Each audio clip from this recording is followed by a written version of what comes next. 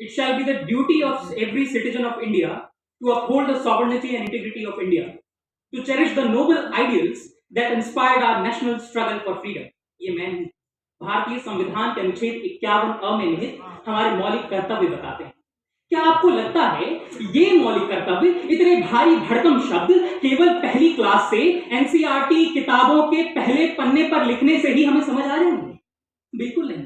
हमें आवश्यकता है प्रारंभिक शिक्षा की इन मौलिक कर्तव्यों को समझने के लिए, और प्रारंभिक शिक्षा मौलिक अधिकार का अंग है, वो मौलिक कर्तव्य का अंग नहीं है। अनुच्छेद 21 अ के तहत प्रारंभिक शिक्षा एक मौलिक अधिकार का अंग है, और इसलिए हम मौलिक कर्तव्यों को पहले नहीं रख सकते, क्योंकि मौलिक कर्तव्य को समझने के लिए ही हमें प्रारंभिक शिक्षा की जरूरत है।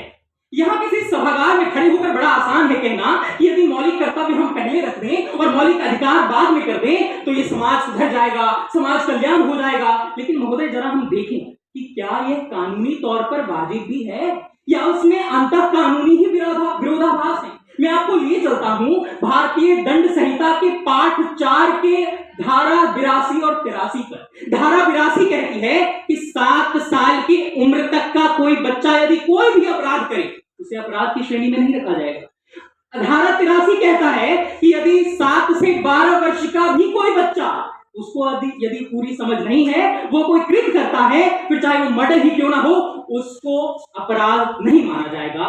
भारतीय अनुबंध अधिनियम, कॉन्ट्रैक्ट एक्ट 1872 या भारतीय मेजॉरिटी एक्ट 1875 ये सब कहते हैं कि 18 वर्ष पर ही आप कंसेंट देने के योग्य होते हैं, आप वयस्क होते हैं। यानी कानून भी मानता है कि आप अपने कर्तव्यों की समझ तभी पाते हैं जब आप 18 वर्ष के ऊपर हो जाते हैं। और ऐसे में जब मौलिक कर्तव्यों की समझ मुझे 18 वर्ष के ऊपर आएगी तो क्या 18 वर्ष के नीचे मुझे जीने का अधिकार नहीं मिलेगा, मुझे अभिव्यक्ति की स्वतंत्रता का अधिकार नहीं मिलेगा, मुझे स्वास्थ्य सेवाओं का अधिकार नहीं मिलेगा?